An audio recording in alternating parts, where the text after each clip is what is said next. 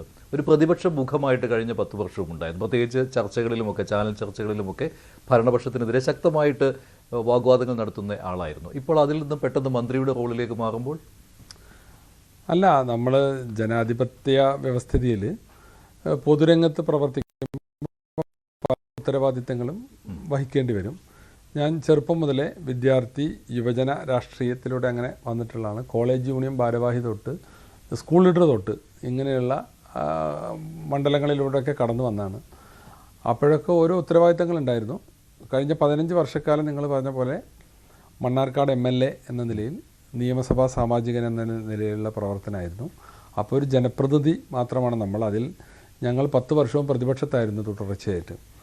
സ്വാഭാവികമായും ഒരു പ്രതിപക്ഷ മെമ്പറുടെ കടമ നിർവഹിക്കുക എന്നുള്ളതാണ്. ജനകീയ പ്രശ്നങ്ങൾ ഉന്നയിക്കുക, അതിനുവേണ്ടി ശബ്ദിക്കുക, അത്തരം ഉത്തരവാദിത്തങ്ങൾ നിർവഹിച്ചു. ഇപ്പോൾ UDF ഭൂരിപക്ഷത്തിലേക്ക് വന്നു. ഞാൻ 4ാം തവണ തിരഞ്ഞെടുക്കപ്പെട്ടു. പാർട്ടി ഏൽപ്പിച്ച ഉത്തരവാദിത്തമാണ് ഈ വിദ്യാഭ്യാസ വകുപ്പിൻ്റെ ചുമതല. അതുപോലെ ഈ പറയപ്പെട്ട ന്യൂനപക്ഷ ക്ഷേമം, ഹജ്ജ്, വഖഫ് എന്നീ വകുപ്പുകളുടെ ചുമതല വഹിക്കുക എന്നുള്ളത്.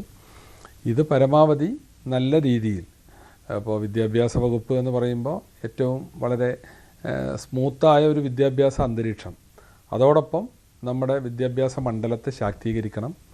ഈ കാലഘട്ടത്തിനനുസൃതമായി വിദ്യാഭ്യാസം ആർജിക്കാനും, ഇപ്പോൾ ഇന്നത്തെ കാലത്ത് ലോകോത്തര മത്സരങ്ങളാണ് നമ്മുടെ കുട്ടികളുടെ മുമ്പിലുള്ളത്.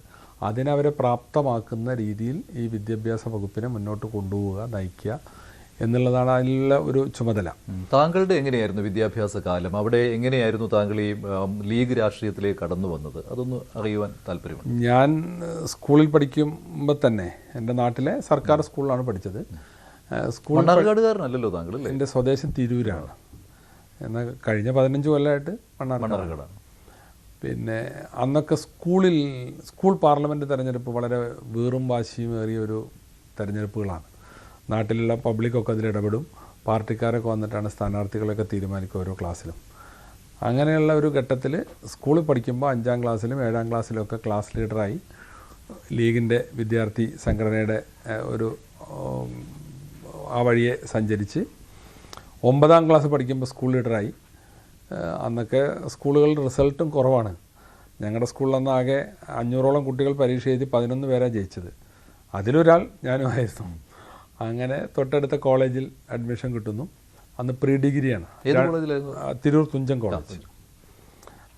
അവിടെ ഇതേപോലെ അന്ന് ഒരു SFI കുത്തകയുള്ള കോളേജാണത്. അവിടെ സെക്കൻഡ് ഇയറിൽ പഠിക്കുമ്പോൾ പ്രീ ഡിഗ്രി അല്ലേ ഉള്ളൂ, ഫസ്റ്റ് ഇയറും സെക്കൻഡ് ഇയറേ ഉള്ളൂ. സെക്കൻഡ് ഇയറിന് പഠിക്കുമ്പോൾ UUC ആയി, യൂണിവേഴ്സിറ്റി യൂണിയൻ കൗൺസിലറായി ജയിക്കുന്നു. അപ്പോൾ അതോടുകൂടിയാണ് MSF രംഗത്ത് ശ്രദ്ധിക്കപ്പെടുന്നത്. കാരണം സ്ഥിരമായി SFI ജയിക്കുന്ന ഒരു കോളേജിൽ നിന്ന് നമ്മൾ UUC ആയിട്ട് ജയിക്കുകയാണ്. അല്ലെ, ലീഗ് രാഷ്ട്രീയത്തിലേക്ക് വരാനായിട്ട് എന്തെങ്കിലും താങ്കളുടെ കുടുംബത്തിൽ? നമ്മുടെ പശ്ചാത്തലം അങ്ങനെ നേതാക്കന്മാരൊന്നുമില്ല. നമ്മുടെ ആ നാടും പരിസരമൊക്കെ ഞങ്ങളുടെ ഒരു ലീഗ് രാഷ്ട്രീയത്തിൻ്റെ കൂടെ നിൽക്കുന്ന ഒരു ജനങ്ങളാണ്. അപ്പോൾ വീട്ടിലൊക്കെ ആ ഒരു സാഹചര്യമാണുള്ളത്. അല്ലാതെ നേതാക്കന്മാരുടെ കുടുംബത്തിൽ അങ്ങനത്തെ ലീഡേഴ്സ് ഒന്നുമില്ല. കോളേജിലെത്തിയപ്പോൾ താങ്കൾ സജീവ രാഷ്ട്രീയമായി കഴിഞ്ഞു. അപ്പോൾ സ്വാഭാവികമായിട്ടും വീട്ടിൽ നിന്നുള്ള എതിർപ്പോ അങ്ങനെയൊന്നും? വീട്ടിൽ നിന്ന് എതിർപ്പ് എന്നല്ല, ചില വാണിങ്ങുകളൊക്കെ ഉണ്ടായിരുന്നു. സാറിന് നമ്മൾ ഈ വിദ്യാർത്ഥി രാഷ്ട്രീയത്തൊക്കെ നടക്കുമ്പോൾ പരീക്ഷകൾ ഒക്കെ വരുമ്പോൾ ഉണ്ടാകുന്ന പ്രശ്നങ്ങൾ, റിസൾട്ടിലൊക്കെ അവർക്കുണ്ടാകുന്ന ആശങ്കകൾ. ഏതായിരുന്നാലും പ്രീ ഡിഗ്രിയും ജയിച്ചു. പിന്നീട് തിരൂരങ്ങാടി PSMO കോളേജിൽ ഡിഗ്രി, അവിടെയും ആർട്സ് ക്ലബ് സെക്രട്ടറി. പിന്നെ 2 തവണ തുടർച്ചയായി UUC, വീണ്ടും PGക്ക് അവിടെ പഠിച്ചു. അപ്പോഴും ഒരിക്കൽ UUC. പിന്നെ കോഴിക്കോട് ലോ കോളേജിൽ നിന്നാണ് LLB കഴിഞ്ഞത്. പിന്നീട് കുറച്ചു കാലം പ്രാക്ടീസ് ഉണ്ടായി. അപ്പോൾ അതിനിടയിലൊക്കെ MSFൻ്റെ സംസ്ഥാന ഭാരവാഹി, സംസ്ഥാന ജനറൽ സെക്രട്ടറി വരെയായി. തുടർന്ന് യൂത്ത് ലീഗിൻ്റെ ജില്ലാ സെക്രട്ടറി, ജില്ലാ പ്രസിഡൻറ്റ്, അപ്പോഴൊക്കെ പ്രാക്ടീസ് ഉണ്ട്. പിന്നീട് യൂത്ത് ലീഗിൻ്റെ സംസ്ഥാന ജനറൽ സെക്രട്ടറി ആയി നിൽക്കുമ്പോഴാണ് 2011 തിരഞ്ഞെടുപ്പിൽ അന്ന് ഇടതുപക്ഷത്തിൻ്റെ കയ്യിലുള്ള മണ്ണാർക്കാട് സീറ്റിലേക്ക് തന്നെ നിയോഗിക്കുന്നത്. 11ലും 16ലും 21ലും ജയിച്ചു. ഇപ്പോൾ 26ലും നല്ല ഭൂരിപക്ഷത്തോടു കൂടി ജയിച്ചു. അതാണ് നമ്മുടെ ഒരു പൊളിറ്റിക്കൽ ഗ്രാഫ്. അപ്പോൾ മണ്ണാർക്കാടിനെ താങ്കൾ ഒരു സ്വന്തം നാടായി തന്നെ? പിന്നെ നമ്മുടെ ഒരു കർമ്മമണ്ഡലം 11 മുതൽ അവിടെയാണ്. അവിടെ കേന്ദ്രീകരിച്ചും പരമാവധി സമയം അവിടെ MLA എന്നുള്ള നിലക്ക് അവിടെയും, അട്ടപ്പാടി ഉൾപ്പെടെയുള്ള വളരെ വിശാലമായ മണ്ഡലമാണ്. കേരളത്തിലെ ഏറ്റവും നീളം കൂടിയ മണ്ഡലങ്ങളിൽ, അല്ലെങ്കിൽ വിസ്തൃതി കൂടിയ മണ്ഡലങ്ങളിൽ 1 or 2 ആയിരിക്കും മണ്ണാർക്കാട്. ഇനി അപ്പുറത്തുണ്ടെങ്കിൽ വല്ല ഇടുക്കിയോ ഉടുമ്പൻചോലയൊക്കെ ഉണ്ടാവുള്ളൂ. കാരണം ഒരു എൻഡിൽ നിന്ന് ഒരു എൻഡിലേക്ക് 140-150 കിലോമീറ്റർ ഉണ്ട്. അപ്പോൾ ആ മണ്ഡലത്തെ പ്രതിനിധാനം ചെയ്തു. ഇപ്പോൾ ഇങ്ങനെ 4ാം തവണ ഇത്തവണത്തെ തെരഞ്ഞെടുപ്പ് അറിയാമല്ലോ, UDF നല്ല മുന്നേറ്റം ഉണ്ടാക്കി. ആ കൂട്ടത്തിൽ 102 പേര് ജയിച്ചു. ഞങ്ങളൊക്കെ നല്ല ഭൂരിപക്ഷത്തിന് ജയിച്ചു. 4 തവണ വിജയിക്കുകയും നിയമസഭാ പ്രവർത്തനമൊക്കെ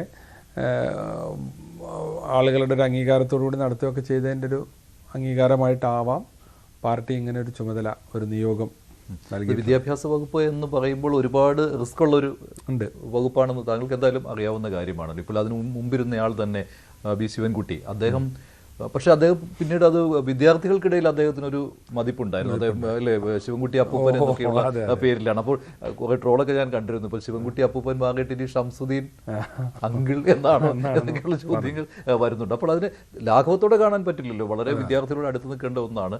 സ്കൂൾ തുറക്കാൻ പോവുകയാണ്. അപ്പോൾ ഇപ്പോൾ കുത്തഴിഞ്ഞ് കിടക്കുകയാണ് എന്നുള്ളൊരു ആക്ഷേപമുണ്ട്. കാരണം ഭരണമില്ലായിരുന്നല്ലോ കുറച്ച് നാളായിട്ട്. അതെ അതെ. അതിലിപ്പോൾ നമ്മുടെ മുമ്പിലുള്ള ആദ്യത്തെ വിഷയം എന്ന് പറയുന്നത് പാഠപുസ്തകം ജൂൺ 1 സ്കൂൾ തുറക്കും, പാഠപുസ്തകങ്ങൾ കൊടുക്കുക എന്നുള്ളതാണ്.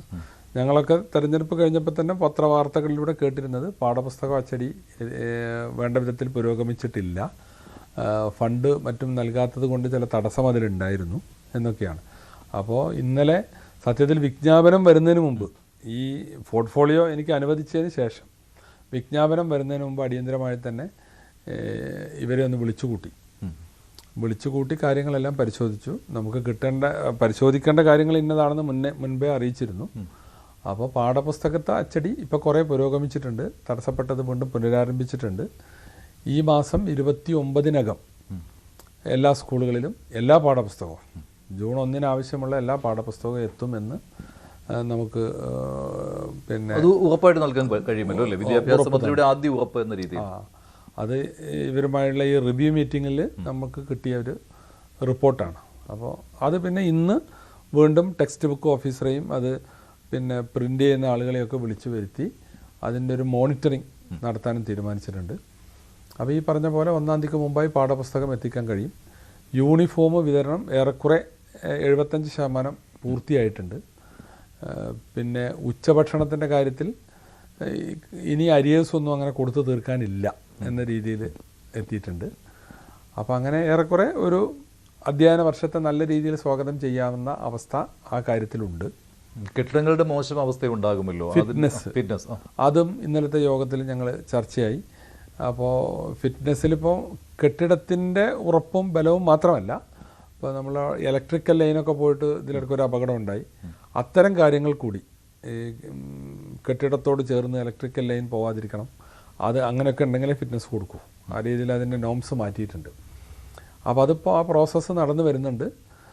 അതുപോലെ ഇപ്പോൾ ഈ പാമ്പ് കടിയുടെ ഒരു പ്രശ്നം വ്യാപകമായിട്ടുള്ളത് കൊണ്ട് 2 മാസം അടച്ചിട്ടല്ലേ സ്കൂളുകൾ തുറക്കുന്നതിന് മുമ്പ് അങ്ങനെ ക്ലാസ് റൂമുകളൊക്കെ ആ രീതിയിലുള്ളൊരു പരിശോധന കൂടി അതൊക്കെ ഇപ്പോൾ നടന്നുകൊണ്ടിരിക്കുകയാണ്. അപ്പോൾ അത് ഊർജിതമാക്കി വളരെ ശ്രദ്ധയോടുകൂടിയ സംഗതി നിർവഹിക്കണം എന്നുള്ളൊരു ഡയറക്ഷൻ ഒക്കെ ഇന്നലെ പോയിട്ടുണ്ട്. അതായത് ചുമതലയേറ്റ് ഉടൻ തന്നെ കാര്യങ്ങളിലേക്ക് കടന്നു. എനിക്ക് തോന്നുന്നു ഏറ്റവും ആദ്യം ശ്രദ്ധ വേണ്ടത് വിദ്യാഭ്യാസ വകുപ്പ്. അതെ, ഏറ്റവും എമർജൻസി ഉണ്ട് അതിന്. അതുകൊണ്ടാണ് നമ്മൾ പിന്നെ അടിയന്തരമായിട്ട് തന്നെ യോഗം വിളിച്ചത്. ഉദ്യോഗസ്ഥന്മാരിൽ നിന്ന് കിട്ടുന്ന ഒരു ഫീഡ്ബാക്ക് എന്താണ്? എന്തെങ്കിലും പ്രശ്നങ്ങൾ ഉണ്ടോ, അതോ നല്ല രീതിയിൽ തന്നെയാണ് വിദ്യാഭ്യാസ വകുപ്പ് മുന്നോട്ട് പോകുന്നത് എന്നാണോ? ഒരു ജനറൽ ഫീഡ്ബാക്ക് ഉണ്ടാകുമല്ലോ. അതെ, അതിലിപ്പോൾ പിന്നെ കൂടുതൽ വാർത്തകൾക്ക് news 18 Keralam YouTube channel subscribe ചെയ്യുക.